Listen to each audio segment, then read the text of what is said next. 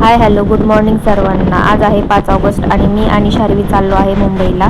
तर हा मी एस टीने प्रवास करतो आहे. एस टीमधूनच मी या छोट्याशा बाहेरच्या क्लिप घेतलेल्या आहेत. बघू शकता तुम्ही पुणे मुंबई हायवेचा हा निसर्ग आहे. पावसामुळे किती छान सुंदर दिसतो आहे.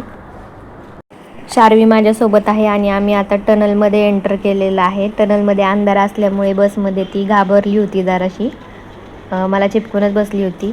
थोडंसं मी इथे शूट केलेलं आहे पण एवढं काही दिसत नाही आहे, फक्त खालचा रोड दिसतो आहे. आता टनल संपलेला आहे. इथे बघू शकता तुम्ही टनलमधून आम्ही बाहेर आलेलो आहे आणि बाहेरचं असं निसर्गरम्य वातावरण खूप असं मनाला प्रफुल्लित करत आहे. इथे बघू शकता आजूबाजूचे डोंगर देखील असे हिरवेगार दिसत आहेत आणि हा पुणे मुंबई हायवे आहे.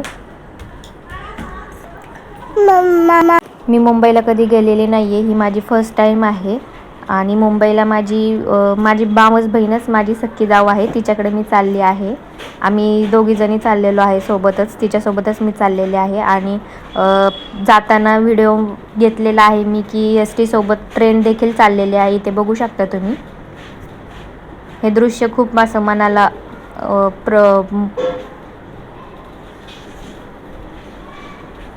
हेवा वाटणारं दिसत होतं. इथे बघू शकता तुम्ही ट्रेन आणि एस टी दोन्ही सोबतच चाललेलं होतं, त्यामुळे मी पटकन हा व्हिडिओ इथे शूट केलेला आहे. छोटीशी क्लिप खूप छान वाटत होते हे बघायला. आणि आता हा जो टनल आहे त्यामध्ये आम्ही एंटर केलेला आहे, तो टनल आहे मिसिंग लिंकचा. भरपूर मोठा हा मिसिंग लिंकचा टनल आहे आणि जवळजवळ 10-12 किलोमीटरचा हा रोड असेल हो आय थिंक. ज्याने कोणी मिसिंग लिंक बनवण्यासाठी डोकं लावलेलं आहे ते अतिशय उत्कृष्ट काम केलेलं आहे त्यांनी, कारण की मिसिंग लिंकमुळे प्रवासाचं अंतर खूप कमी झालेलं आहे. घाट पास करण्यासाठी भरपूर टाईम लागतो असं म्हणतात. मी काही कधी गेलेली नाही आहे मुंबईला, फर्स्ट टाईम चाललेली आहे, त्यामुळे मला काही एवढं माहिती नाही. इथे बघू शकता तुम्ही आता आम्ही मिसिंग लिंकवरून प्रवास करतो आहे. मिसिंग लिंकवरून हे बाहेरच्या डोंगरांवरचं सुंदर असं वातावरण दिसते. डोंगरावर पाऊस पडतोय आणि ढग देखील उतरलेले आहेत, इथे तुम्ही बघू शकता.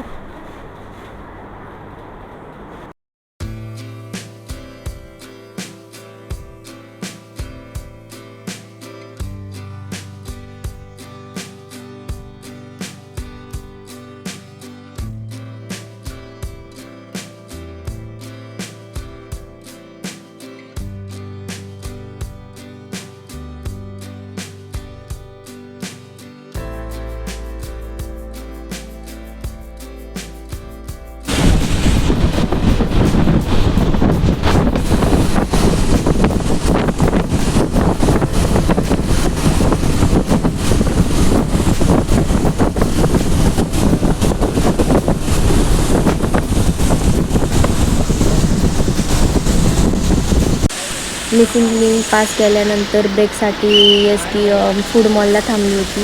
आणि इथे बघू शकता तुम्ही हे हायवेचं फूड मॉल आहे. मी फर्स्ट टाईमच बघते आहे. इथे शार्वी तिच्या मावशीसोबत चाललेली आहे, मावशी पण आहे आणि चुलती पण आहे. आम्ही फूड मॉलमध्ये चाललो होतो. गाडी फक्त 10 मिनिटासाठी थांबली होती. मी फक्त थोडंसं शूट घेण्यासाठी गेलेली आहे. आम्ही काही तिथे खायला वगैरे काही घेणार नव्हतो, फक्त बघतच होतो. तरीसुद्धा आम्हाला कंडक्टर शोधण्यासाठी आले होते की हे कुठे गेले आहेत म्हणून. थोडंसंच मी इथले शूट घेतलेलं आहे. इथे बघू शकता तुम्ही आतमध्ये भरपूर दुकानं आहेत. दुकानं म्हणण्यापेक्षा शॉप आहेत. डॉमिनोज, मॅकडॉनल्ड, KFC यांसारखे मोठमोठे ब्रँड असलेले इथे आतमध्ये दुकानं आहेत, स्टारबक्स वगैरे. आणि गर्दी देखील होती फूड मॉलला. इथून आता आम्ही बाहेर पडतो आहे. बाहेर पडल्यानंतर तिथेच बाहेर एका शॉपमध्ये आम्ही लोणावळ्याची फेमस चिक्की घेतली आणि एस टीमध्ये आपल्या लालपरीने प्रवास करत होतो. एस टीमध्ये जाऊन बसलो चिक्की घेतल्यानंतर. इथे बघू शकता तुम्ही भरपूर वेगवेगळ्या प्रकारच्या चिक्की इथे मिळतात. आणि एस टीमध्ये बसल्यानंतर घरून डबा घेऊन आलो होतो. एस टीमध्येच जेवण केलं आणि शार्वीला वेफर्स घेतले होते, ते ती खात आहे. एस टीमध्ये शार्वीची अशी मस्ती चाललेली होती, ती वेफर्स खात होती. बघू शकता कशी एक्सप्रेशन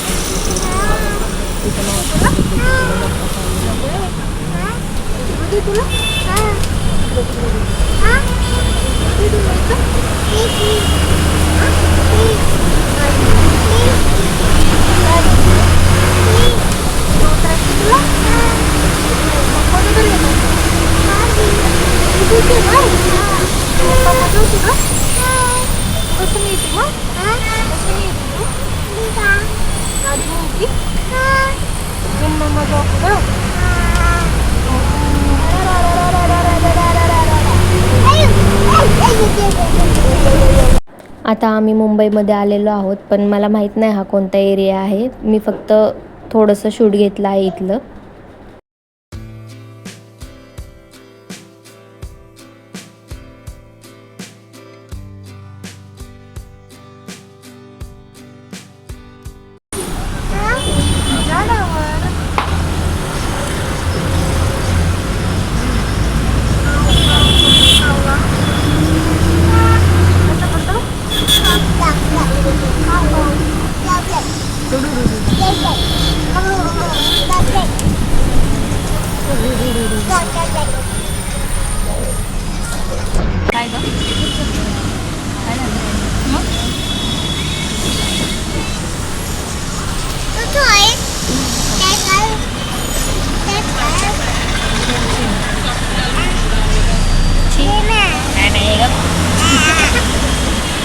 हा पण एरिया कोणता आहे ते माहीत नाही, परंतु इथे एक तळं होतं की पावसामुळे पाणी साठलेलं होतं हे काही माहीत नाही.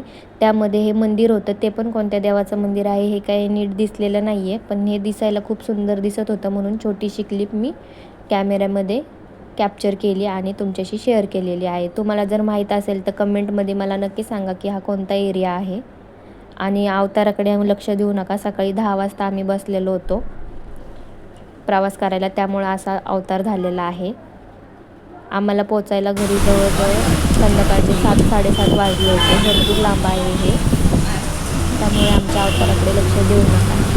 आणि इथे शार्वी मागच्या सीटवर एक मुलगी बसलेली होती, तिच्याशी गप्पा मारत होती. मुंबईमध्ये लोकलला गर्दी असते हे मी ऐकलं होतं, आणि बसला पण गर्दी आहे हे पहिल्यांदा स्वतः डोळ्यांनी बघते. अक्षरशः बससाठी सुद्धा लाईन लागलेली आहे. लोकलचा तर अनुभव मी कधी घेतलेला नाही आहे. आणि पुढे घोडबंदरच्या इथे आल्यानंतर भरपूर जाम ट्रॅफिक लागलं होतं. जवळजवळ आमचा 1 तासभर तिथे ट्रॅफिकमध्येच गेला असेल. एवढा लांबचा प्रवास आहे की प्रवास करून मी अक्षरशः वैतागले होते. कंटाळा आला होता एका जागेवर बसून. नंतर आम्ही 7-7:30 वाजता घरी पोहोचलो. घरी आल्यानंतर इथे थोडासा व्हिडिओ घेतला आहे बिस्किटसाठी. आम्ही सकाळी 10 वाजता घरातून निघालो होतो. आत्ता 7:15ला पोचलो आणि मी आले आहे मुंबईला माझ्या बहिणीकडे. माझी बहीण पण आहे आणि जाऊ पण आहे ती. तर आजच्या व्हिडिओचा शेवट इथेच करते. व्हिडिओ कसा वाटला ते कमेंटमध्ये नक्की सांगा. आणि व्हिडिओ आवडला तर व्हिडिओला लाईक, शेअर आणि चॅनलला सबस्क्राईब करायला विसरू नका. भेटूया उद्याच्या पुन्हा एका नवीन व्हिडिओसह. तोपर्यंत सर्वांना बाय बाय.